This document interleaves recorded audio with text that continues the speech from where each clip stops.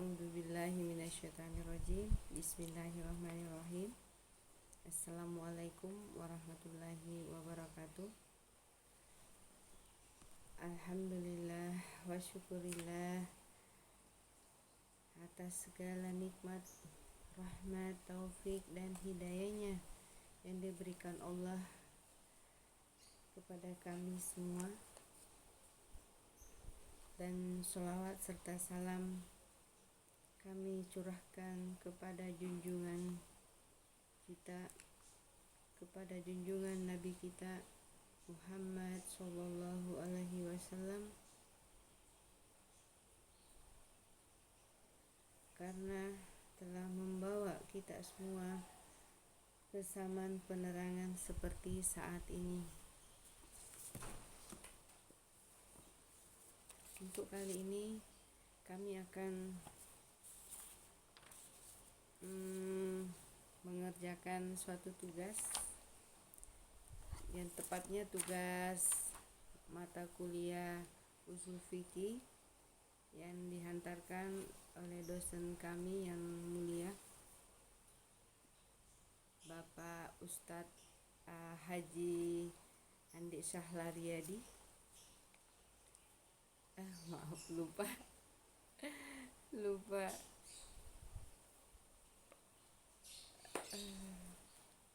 titelnya gitu ya.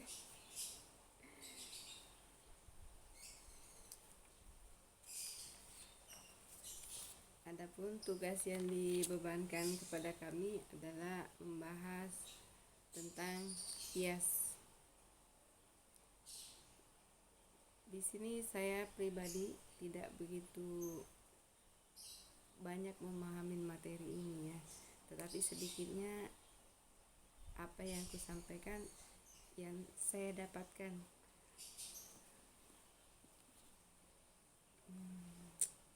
Astagfirullahaladzim. Adapun pengertian kias menerangkan hukum suatu yang tidak ada nasnya dalam Al-Quran dan Al-Hadis.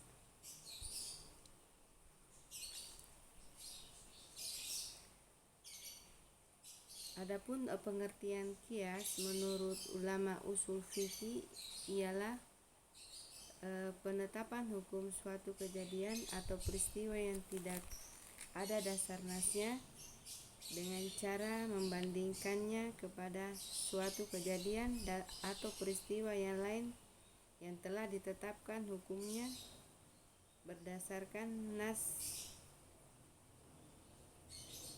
karena ada persamaan ilat antara kedua kejadian atau peristiwa itu.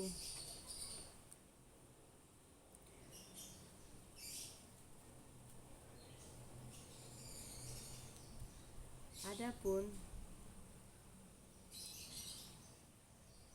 Imam Syafi'i mengatakan setiap peristiwa pasti ada kepastian hukum dan umat Islam wajib melaksanakannya.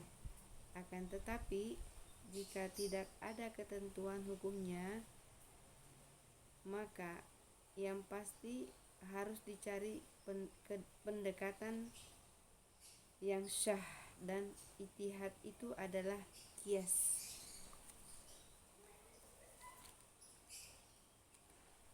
Ini menjelaskan tentang pendapat-pendapat aja, Pak. Imam Masyadi, sahabat dari Imam Syafi'i, juga mengatakan bahwa para ahli hukum dari masa Rasulullah hingga sekarang selalu menggunakan qiyas dan masalah hukum agama, dan mereka sepakat bahwa sesuatu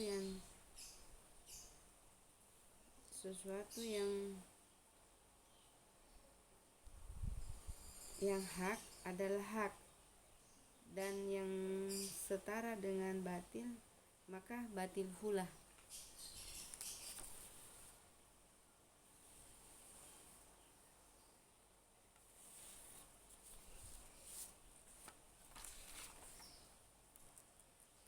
Adapun Ibnu Qayyim mengatakan bahwa lintas, pengambilan hukum itu seluruhnya bertitik tolak kepada prinsip, yaitu persamaan antara dua hal serupa dan prinsip perbedaan antara dua hal yang berbeda. Di kalangan ahli fikih, dalam qiyas terdapat ada 3 kelompok ya. Kelompok jamhur. Kelompok jamhur yang mempergunakan qiyas sebagai dasar hukum pada hal-hal yang tidak jelas nasnya, baik dalam Al-Quran dan hadis maupun ijma para sahabat. Hal ini dilakukan tidak berlebihan dan tidak melampaui batas. Madhab Saniyah atau Syiah Imamiyah tidak mempergunakan qiyas dan tidak berusaha mengetahui sasaran dan tujuan nasnya. Artinya di sini dia memang tidak menggunakan qiyas dalam segala hukum kayaknya. Adapun yang kelompok ketiga yang lebih memperluas pemakaian qiyas yang berusaha berbagai hal karena persamaan ilat atau masalah. Seperti yang dijelaskan di Al-Quran di surah An-Nisa ayat 59 yang artinya seperti ini: hai orang-orang yang beriman, taatilah Allah dan taatilah Rasulnya dan ulil amr di antara kamu. Kemudian jika kamu berlainan pendapat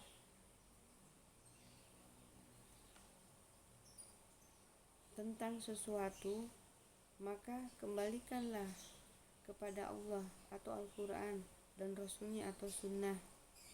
Jika kamu benar-benar beriman kepada Allah dan hari kemudian, yang demikian itu lebih utama bagimu jika lebih baik akibatnya dan lebih baik akibatnya.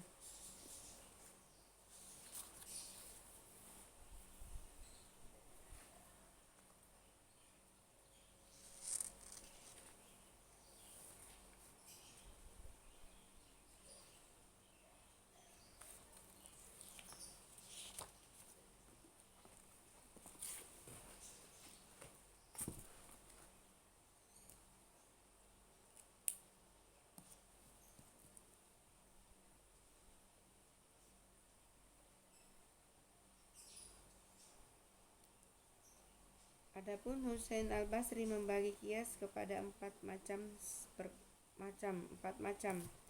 Misalkan qiyas yang dibangun di atas nas yang qat'id, yakni misalnya suatu hukum telah dinas dengan nas yang qaid. Demikian juga ilat, hukumnya berupa nas yang qaid pula atau setidak-tidaknya dari segi pemahaman. Ilat tersebut ditetapkan dengan nas yang qaid. Maka dalam hal ini qiyas adalah hukum yang ditetapkan dengan nas. Qiyas apa yang ditetapkan dengan nas, maka bersifat qaid juga. Demikian halnya ilat, qiyas yang ditetapkan dengan nas yang qaid adalah hadis ahad bersifat zanni dan tidak benar di atas namakan Rasulullah SAW. Bentuk qiyas ini harus didahulukan dari hadis ahad, sebab mendahulukan qiyas bentuk pertama ini dalam hakikatnya sama dengan mendahulukan nas qaid dan nas zanni. Di samping itu, selama ilat hukum itu ditetapkan dengan nas qaid, maka supaya ilas itu berfungsi maka tidak dapat dipertentangkan dengan qiyas. Adapun qiyas yang bergantung pada sumber hukum yang bersifat zanni dan ilatnya ditetapkan berdasarkan istinbat. Dalam hal ini maka hadis ahad harus didahulukan. Karena keberadaan kias melibatkan persepsi dan interferensi dari segala segi. Persepsionalisme itu nampak pada saat proses istinbat, penggalian ilat, lalu difungsikan sebagai sumber asal sebagai sandaran kias. Dengan demikian, kedudukan menjadi tsani seperti halnya hadis ahad, dan oleh karena itu tidak diunggulkan Imam Al-Husain.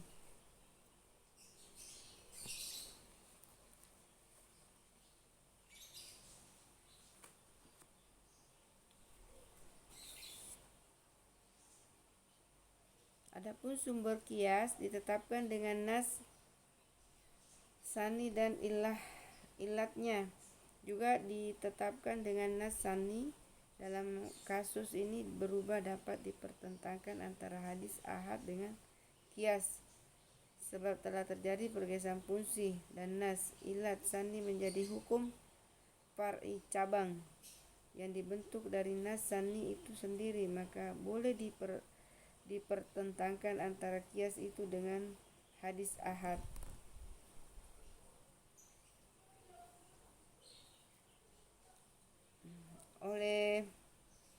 Oleh Imam Abu Husain Al-Basri, seperti halnya kesepakatan ulama harus dikesampingkan dan mendahulukan hadis ahad. Mengenai kesepakatan itu masih memerlukan pembahasan lebih lanjut.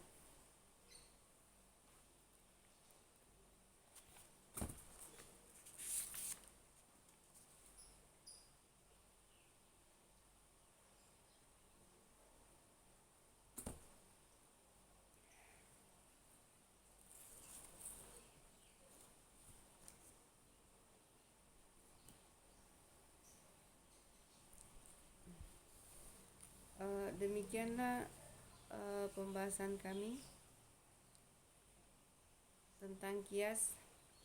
Adapun kekurangan dan kesalahan yang saya lakukan dalam ucapan atau penyampaiannya mohon dimaafkan, dan kepada dosen kami mohon kalau ada memang yang salah dalam hal ini kami mohon dibetulkan, karena dalam proses ini kami dalam proses belajar.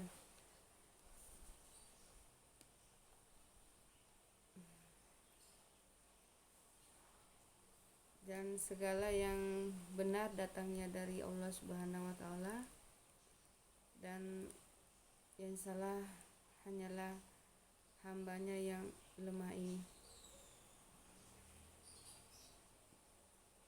Sekian kami ucapkan terima kasih kepada Bapak dosen kami.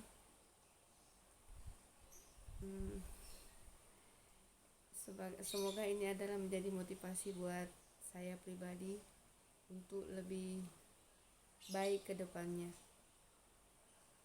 Terima kasih Ustadz.